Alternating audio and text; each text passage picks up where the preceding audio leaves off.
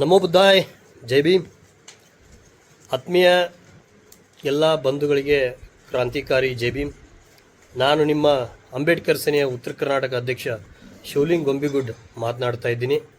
ವಿಚಾರ ಏನು ಅಂತಂದರೆ, ಜಮಖಂಡಿಯ ಮಿನಿ ವಿಧಾನಸೌಧದ ಮುಂದೆ ಬೋಧಿಸತ್ವ ಪರಮಪೂಜ್ಯ ಡಾಕ್ಟರ್ ಬಾಬಾ ಸಾಹೇಬ್ ಅಂಬೇಡ್ಕರ್ ಪುತ್ಥಳಿ ನಿರ್ಮಾಣ ಮಾಡತಕ್ಕಂಥ ವಿಚಾರದಲ್ಲಿ ಸುಮಾರು ವರ್ಷಗಳಿಂದ ನಾವೆಲ್ಲರೂ ಕೂಡ ಎಲ್ಲ ದಲಿತ ಹಾಗೂ ಪ್ರಗತಿಪರ ಸಂಘಟನೆಗಳ ಒಕ್ಕೂಟದಿಂದ ಡಾಕ್ಟರ್ ಬಾಬಾ ಸಾಹೇಬ್ ಅಂಬೇಡ್ಕರ್ ಅವರ ಪ್ರತಿಮೆಯನ್ನು ಜಮಖಂಡಿಯ ಮಿನಿ ವಿಧಾನಸೌಧದ ಮುಂದೆ ಯಾವ ರೀತಿ ಡೆಲ್ಲಿ ಪಾರ್ಲಿಮೆಂಟ್ ಮುಂದೆ ಬಾಬಾ ಸಾಹೇಬ್ ಅಂಬೇಡ್ಕರ್ ಅವರ ಸ್ಟ್ಯಾಚ್ಯೂ ಇದೆ, ಅದೇ ರೀತಿಯಾಗಿ ಜಮಖಂಡಿಯ ಮಿನಿ ವಿಧಾನಸೌಧದ ಮುಂದೆ ಡೆಲ್ಲಿಯ ಪಾರ್ಲಿಮೆಂಟನ್ನು ಹೊಂದತಕ್ಕಂಥ ಏನು ಮಿನಿ ವಿಧಾನಸೌಧವನ್ನು ನಿರ್ಮಾಣ ಮಾಡಿದೆ, ಆ ಮಿನಿ ವಿಧಾನಸೌಧದ ಮುಂದೆ ಡಾಕ್ಟರ್ ಬಾಬಾ ಸಾಹೇಬ್ ಅಂಬೇಡ್ಕರ್ ಅವರ ಸ್ಟ್ಯಾಚ್ಯೂವನ್ನು ನಿರ್ಮಾಣ ಮಾಡಲೇಬೇಕು ಅಂತೇಳಿ ನಾವು ಹಲವು ಬಾರಿ ತಾಲೂಕು ಆಡಳಿತಕ್ಕೆ ಮತ್ತು ಜಿಲ್ಲಾಡಳಿತಕ್ಕೆ ಒತ್ತಾಯವನ್ನು ಮಾಡಿದ್ದೀವಿ, ಹೋರಾಟಗಳನ್ನ ಮಾಡಿದ್ದೀವಿ.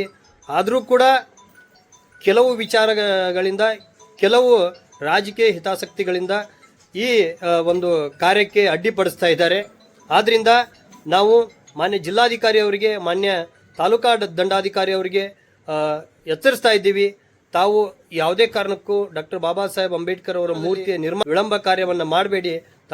ಏನಾದರೂ ತಾಲೂಕಾಡಳಿತ, ಜಿಲ್ಲಾಡಳಿತ ಎಚ್ಚೆತ್ತುಕೊಂಡು ಈ ಮೂರ್ತಿ ಪ್ರತಿಷ್ಠಾಪನೆಗೆ ಅವಕಾಶವನ್ನು ಮಾಡಿಕೊಡದೇ ಇದ್ದಲ್ಲಿ ಇಡೀ ಕರ್ನಾಟಕದಾದ್ಯಂತ ಎಲ್ಲ ದಲಿತ ಹಾಗೂ ಪ್ರಗತಿಕರ ಸಂಘಟನೆಗಳ ಒಕ್ಕೂಟದಿಂದ ಕರ್ನಾಟಕವನ್ನು ಬಂದ್ ಘೋಷಣೆ ಮಾಡಿ ಉಗ್ರವಾದಂಥ ಹೋರಾಟನ ಮಾಡಬೇಕಾಗುತ್ತೆ ಅಂತೇಳಿ ಈ ಮೂಲಕ ಎಚ್ಚರಿಸ್ತಾ ಇದ್ದೀನಿ. ನಮೋ ಬುದ್ಧಾಯ್, ಜೈ ಭೀಮ್.